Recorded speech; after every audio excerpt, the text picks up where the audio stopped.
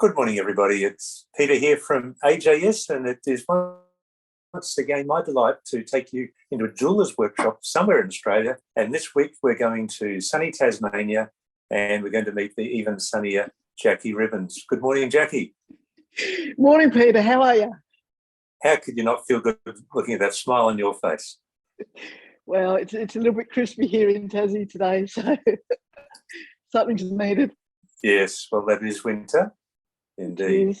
It is. So, Jackie, today we're going to be discussing safety in the workplace. Yes, now, in the workshop. Okay, so we're in your workshop right now. Yes. And you're going to give us a little tour and just discuss different safety aspects you think of. Obviously, safety is dear to your heart. Is there a particular reason for that?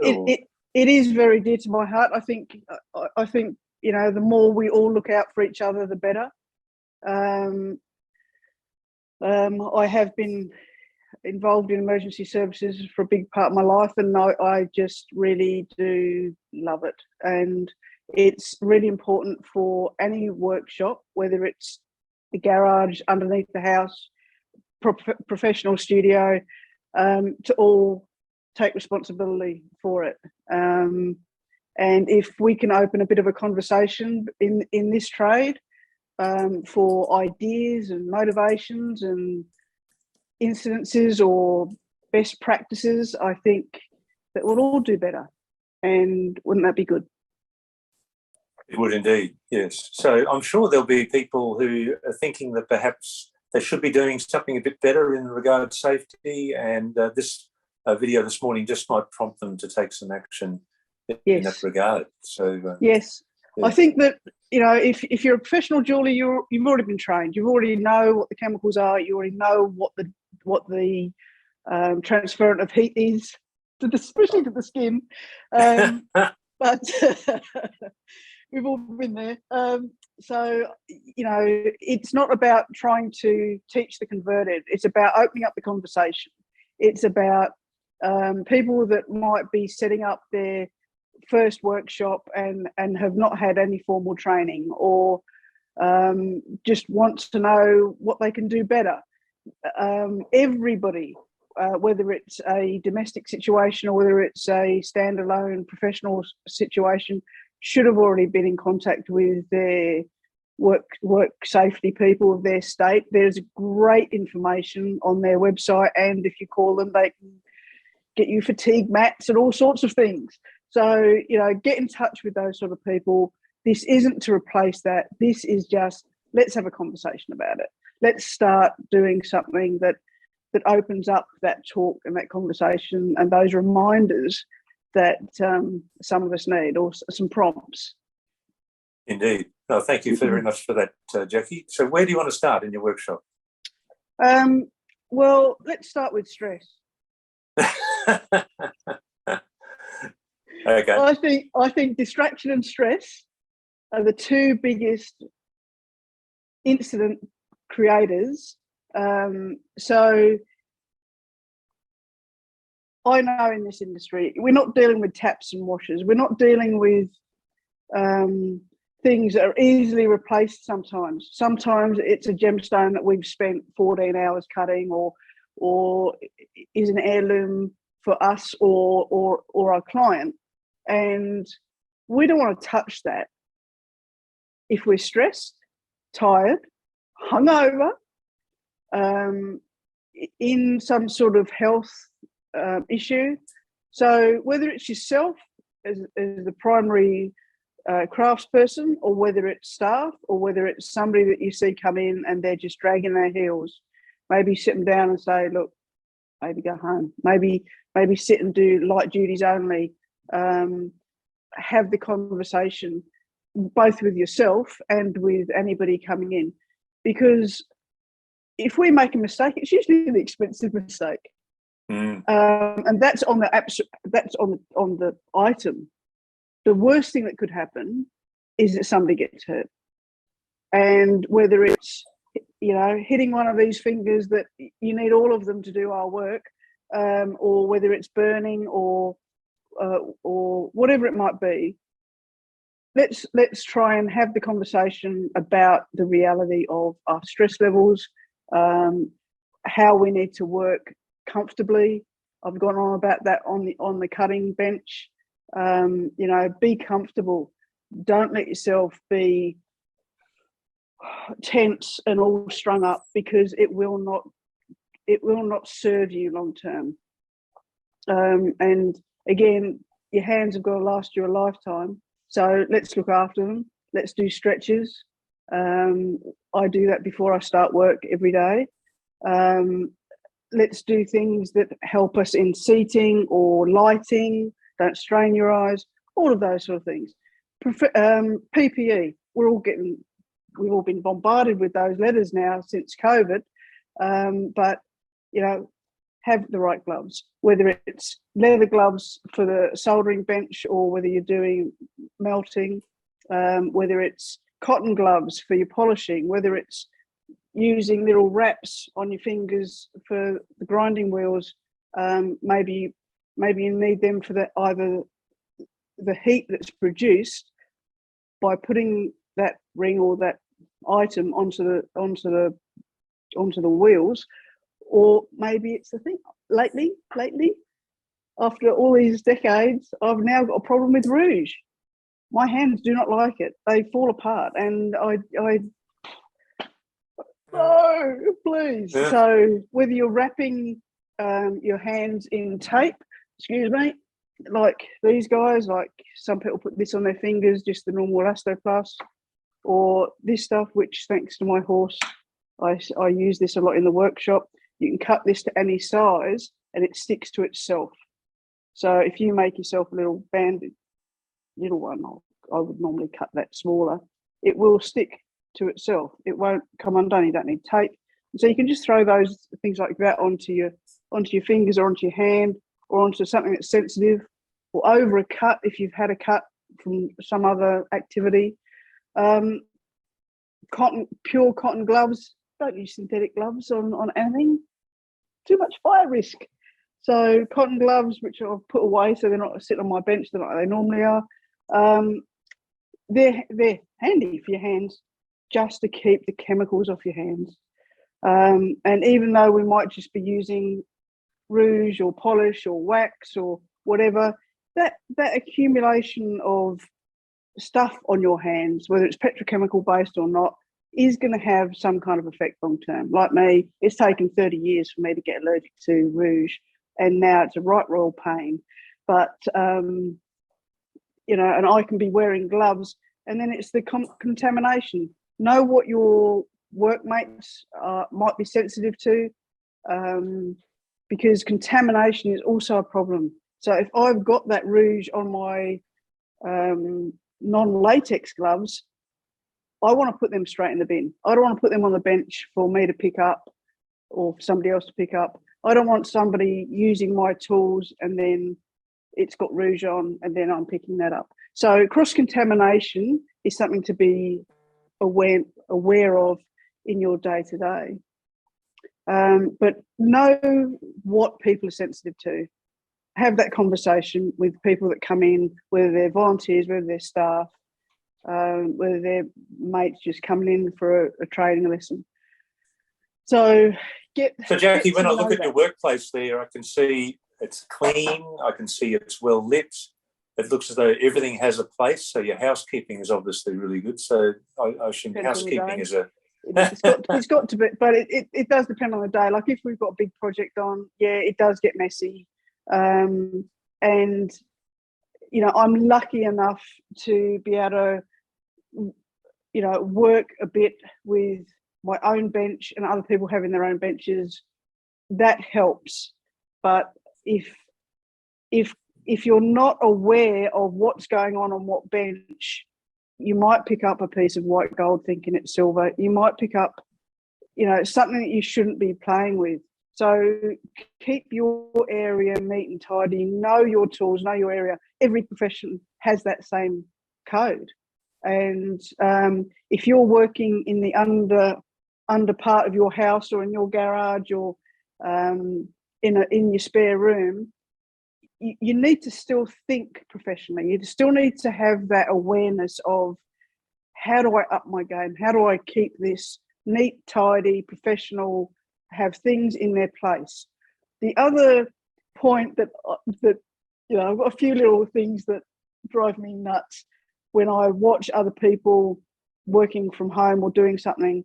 There's a couple of things that need to be sorted out. Don't use your household mugs or your household glasses in the workshop. Go and buy something else. Go and buy something that's not recognisable to one of your kids or one of your family members as a cup or a mug or a glass that's used at home or in the other part of the house, because it's too tempting just to pick that up, rinse it, give it a quick rinse and have a glass of water, and that might have had an acid in it. It might have had metho in it. It might have had something in it that they shouldn't be touching. So use things for the workshop that are separate from the house. Yeah, there are really good labellers out there. I'm really happy. Like, once upon a time, back in the dark ages, we used to just text or engrave all items. Now there's really, really good waterproof plastic labellers out there that are great. So this doesn't go near the cappuccino machine. This is water only. And I know that's water only. So if something happens, it's on both sides. If something happens, I know that's just water in there. So have things that are really well labelled. Let's go for a walk. So see if I can turn myself around. Or inside out? Yep. Again, okay. spray bottle, water only. Yeah. Yep. On your pickling jar, label it both sides what it is. On your ultrasonics, label which one has got which chemical in it. Keep it all nicely labelled. Should we go to first aid? Shall we? Keep your first aid kit visible so anybody that walks in can see where it is. Label it, note it. And make sure it's stocked as well, though. Make sure it's stocked. And the other thing is make sure it's stocked a little bit more for us. So when I recently went and bought a new one, because I've got several around the place, if you're working alone, have a first, this is a jack tip, this isn't something that you'll see often or read about, but this is, I'm going to try and get across what has helped me in my past. And one thing has definitely helped me is a first aid kit that doesn't need opening. So one of my first aid kits, I don't clip the lid on. I leave it so I can nudge it, because 9 times out of 10, if something happens to our hands. Mm. So if we've got to try and undo clips because we're on our own or everybody's gone to lunch or whatever, we've got a problem. We might be damaging ourselves more. The other thing I do is I put one of my best friends throughout my varied career, especially when I was still farming, is steri strips or R-strips. Steri strips can hold a cut together really, really well. And I have sealed packets, obviously, in the first aid kit, but also I have these guys on the pegboard, so I can just rip it off, get a steri strip and put it on the cut. These are for major cuts. They hold you together. They're like putting a stitch in until you can get some help. So obviously you've learnt that lesson from experience then. Man, did I learn that lesson from experience. So that's something that I do. You might not want to do that. You might think I'm a lunatic, but that's something that I do because I know if something happens, I can go straight to that and I've got various sizes, and I can grab them, and I know that I'm going to be quicker to my own first aid. And if you're working on your own at all, that's what you want. You want to be quicker to your own first aid. So yes, make sure that you've got a diary note and it ticked off, maybe every quarter, maybe when you do your BAS or when you do your accounts or when you do something quarterly, check your first aid minimum, preferably the first of every month. First of every month, check if you can get it into a habit. Make a cup of tea, walk around, check your first aid boxes. I also have Band-Aids that are open in their boxes, so that as in the boxes are open, so I don't have to try and rustle it into first aid, into Band-Aid boxes. Walk around, have a look for all your safety things. Maybe the first of every month or the last day of the month, whichever, but try and get a little bit of consciousness and awareness of where things are. Now, the DIY box of first aid is the one that I ended up purchasing from a well-known office supply chain. You can get them also from your local chemist, and your local chemist, if you tell them what you want burn cream, you want wadding, you want different things to normal office cuts. We're not dealing with paper cuts here or scissor hurts. We're dealing with burns. We're dealing with chemical spills. We're dealing with maybe something getting in your eye if you haven't been clear enough in the fact that you've got to wear eye protection. So you want an eye bath, you want all these things, and your local chemist will stock you a tub if you want to do it that way. And I have got a tub that has been done straight out of a chemist shop, so that I know that I've got just about everything in there that could be possibly be needed. Especially if you've got students or people that are in and out all of the time. They've got to be aware of where these things are and what you've got. Jackie, would you like to just take us on a little tour and show us some of your tools? Sure. And just some of the things that you make sure you're aware of safety-wise with each of these tools? Yep, not a problem. Oh, that'd be great. Let's turn us around. So let's start with the hot area. So I'm lucky enough to have this area is my hot area. I don't solder on my bench. A lot of people do. If you do solder on your bench, make sure you have got things like, leather on your bench, as in underneath. So if something hot drops, it's not going straight onto your lap. If you're working in somewhere like Queensland and you're sitting there in shorts, we've got a problem, haven't we? So make sure you've got a bit of a leather skirt on your workbench. By that, I mean one of these, like this. So here I have all the bits and pieces that I need to solder. I've put in a barricade here, so that if something rolls, it hits this. It doesn't drop. It doesn't drop on my feet. It doesn't drop on the carpet. It gets stopped, and that I've found very helpful in this situation. I put all my cold tools down here. Anything I'm using today or in that time frame gets put here. Anything that's been used and is hot gets put back there. So I know that's hot. I have two separate areas, gold and silver. So that side's one, that side's the other. Again, less contamination. I've got cement sheeting. So this is obviously timber. Then we've got 6mm cement sheeting. Then we've got tile.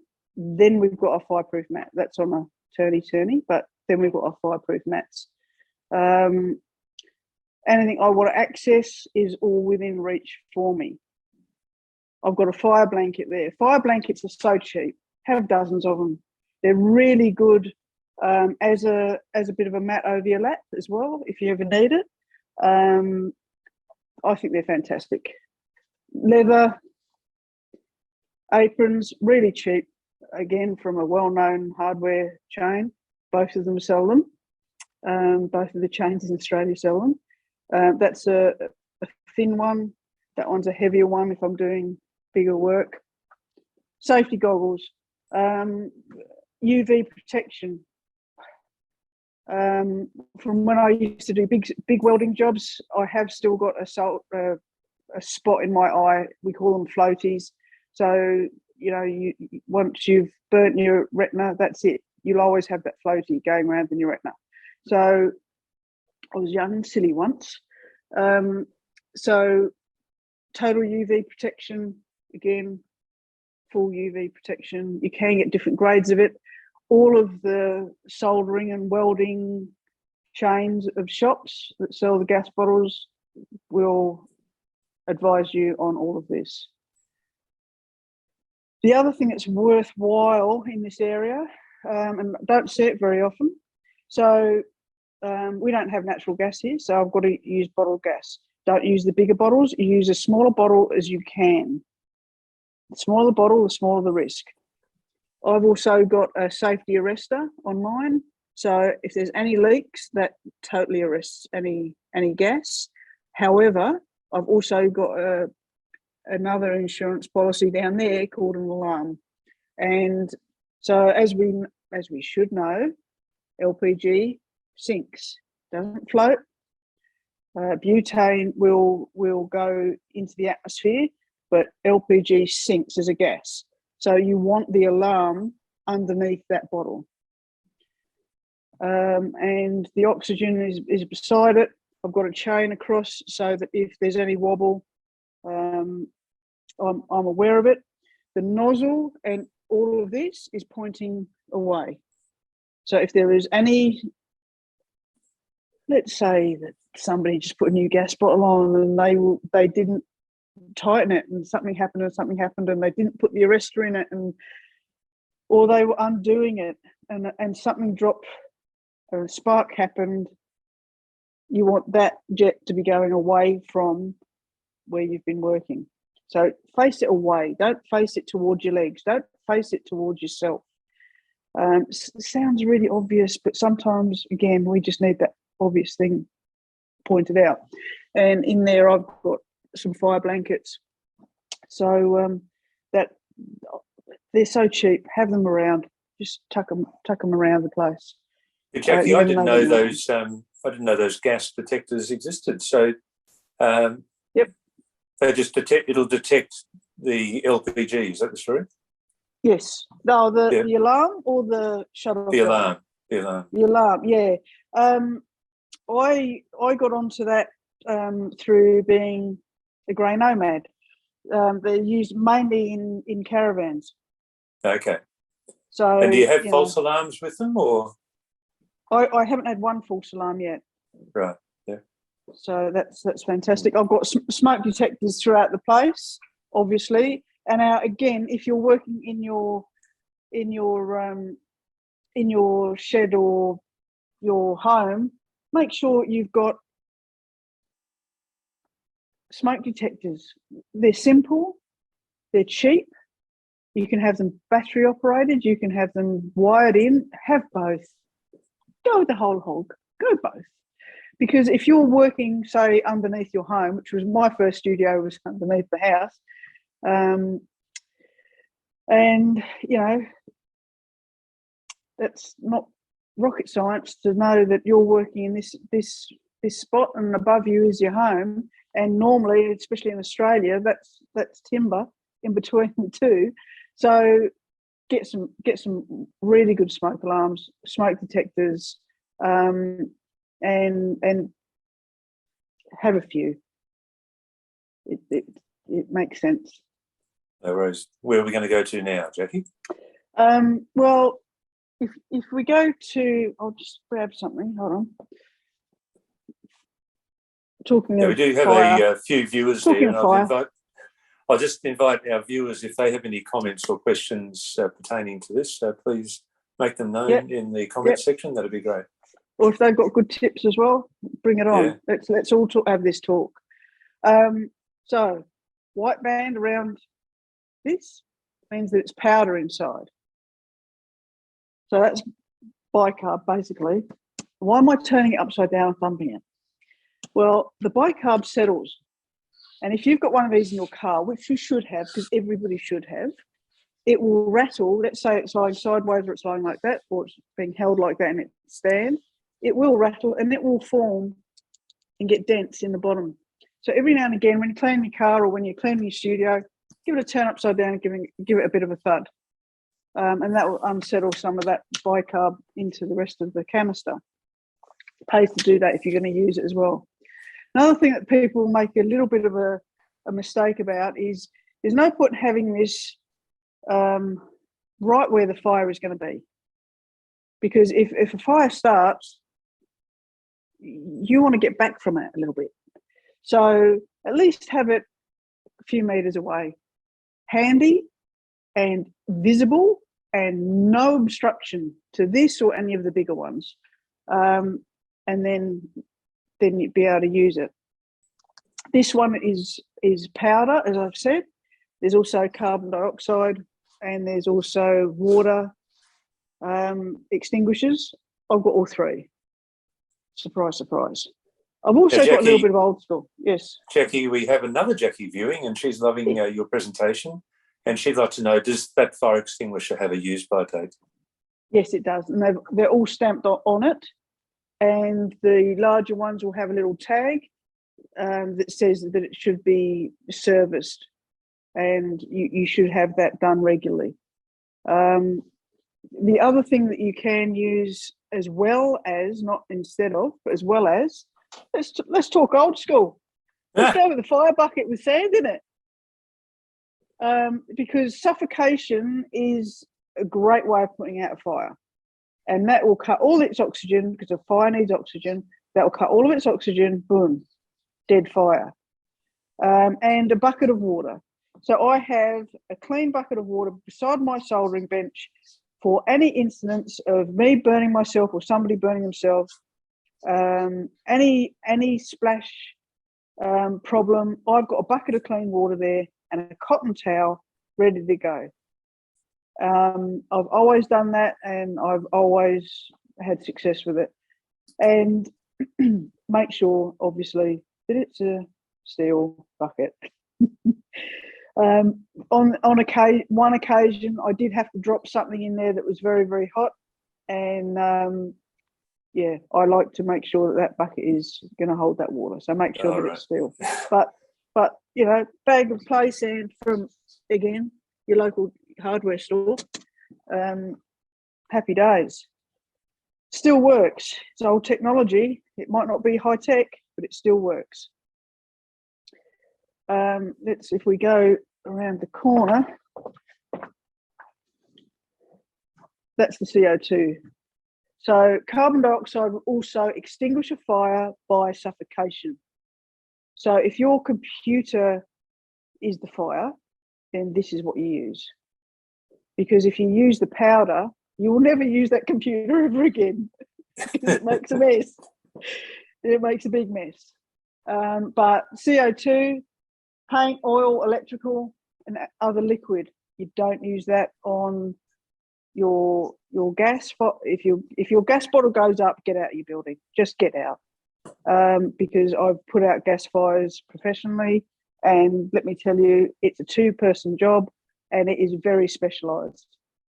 The other one here is a water canister. So we've done the fire extinguishers. The other thing that I'll always bang on about is exit access and entry. So if a fire engine can't get to your house, you're stuffed. So make sure your trees are pruned, your gateway is wide enough. You know, make sure you've got at least 3 meters access all the way up from the road to your house if you're working from home. Make sure you've got your house number really well signposted at your gate. If you're a bit rural, even if you're in town, make sure everything is visible for emergency services. It's a big problem. And access into your property and being able to turn around preferably, or having to wait for a fire truck or an ambulance to actually back down your driveway because there's no turning around, could be the difference between 3 and 4 minutes. Big time in their world. So have a little bit of an outside view of how do people get to my studio. Ring your local fire station up, whether it's rural or whether it's a townie, and have the chat. Say, look, just letting you know, got a gas bottle. inside my studio, just so they know. That will be recorded, and they know then whereabouts it might be and what to look out for, because you don't want to injure somebody that's coming in to deal with something for you. And make sure that gate is wide enough, please. Been there, done that. So, Jackie, is there any other tools that you want to share with people about particular things to be aware of when you're using them, or devices? Devices, I would say probably, let's have a little bit of a look. Grinders, make sure there's nothing else that can get caught up in them, whether they're, whether you're just buffing something to have a little bit of a clean up, make sure there's nothing that's going to hit or grab it. This is on there because that comes off every morning. Bit of extraction, have something that's got a bit of extraction so that it is taking away a little bit of those chemicals. Make sure your hair's tied back. Obviously, I do every day. And, there's no curtaining material. So I have a barricade there so that I know that that can't swing out and hit here. But this one that's too much of a distance there. And the guards are there, and that's for sharpening tools, obviously. Again, keep things nice and neat and organised so that you've got some hope of not hurting yourself or not stabbing yourself on something while you're trying to do something else.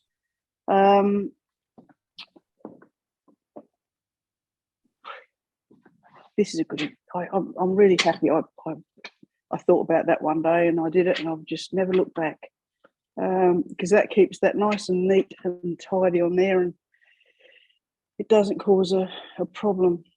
So is that a home job, that bracket? Yeah, that's just for broom handles. Mm-hmm. So it's nice and neat then. Great job. Yeah, it is. But just keep it nice and clean. And this isn't just for filings. It is also if you drop something that's spiky or hot or a problem, it's going to save your lap. Keep things. The other thing is bins. Keep your bins small. Metal bins are better than plastic bins. And the smaller the bin, the more it's going to get sorted out. So if you've got a big bin and it's got rags in there, especially metho rags, they can combust depending on where you are and how hot it is. So just have small bins, empty them regularly. Trip hazards. Something that's really good for trip hazards is this stuff. For your cables and things like that, it's Velcro on two sides. The cable can go in between it, and you then don't trip. Very good stuff. That's from your local geeky electrical store. Can I say that? Yep. I'm sure you all know what I mean. But that's sold by the meter, and it's brilliant. Brilliant stuff. The other thing is things like this, didn't exist in my early days. Really glad it exists now. So things like your pickling jars or ultrasonics that have got a heat component that you need to know is absolutely turned off. Plug them into these. It then makes them remote control. Put this remote control either double-sided taped or blue tack next to your main light switch as you're leaving the workshop, and hit off and make sure everything is off, as well as your gas. And on that mention, turn your gas off at night. And if you have got a new member in the workshop, or you have got a new location and you keep on forgetting, do something like put a little tag again over your lights that says gas, so that you remember to turn around, go and turn your gas off and come back and then turn the lights off. So give yourself prompts. Make it as simple as possible.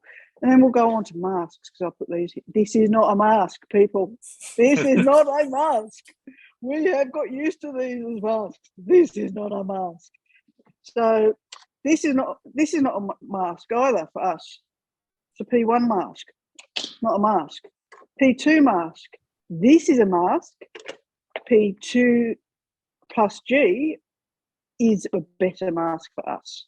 So this one is really great if you're painting the house, if you're just doing general work around the workshop that might include a bit of the silicon wheels or something. But if you're doing big work on that soldering bench, meltdowns, use one of these ones because it's got the fumes in it as well. It does the dust, but it also does the fumes. Well worth it. About the same price, so go and splash out. Jackie, our viewer Jackie has asked, do you bleed the gas lines too? Yes. It doesn't take much. Like your oxygen doesn't. Your oxygen you can, but yes, especially on my big acetylene ones out in the big workshop. Yes, I will always bleed them. These little torches, yeah, you can, but it doesn't really hold that much. If you've ever tried to turn them on without turning your gas balls on, you'll know how little it holds. But that is a microscopic amount in that lead. But yes, it's worth it. It's a really good habit to get into. So good question. Thank you. Yeah, thanks, Jackie. Any other questions? I'll ask our viewers if you do have any other questions or comments pertaining to your workplace. Yeah, please fire them forward. We'd love to have that discussion. I'd also like to say, Jackie, thank you for being so sharing this morning and sharing your environment and your passion for making sure that everyone has a healthy and happy and safe vocation. Yes. Keep your data sheet. Anything you buy from AJS, you're going to get a data sheet with it. Keep them in a folder. I keep them with the first aid. But don't just be a man about it and think, oh, it's a manual, I'll never read it. Have a little bit of a glance through it and see what the protocol is. And it might say, okay, the antidote for this might be, bicarbonate soda. Then you've got to have a tub of bicarbonate soda sitting around. So just try and have a little bit of a glance on data sheets as well.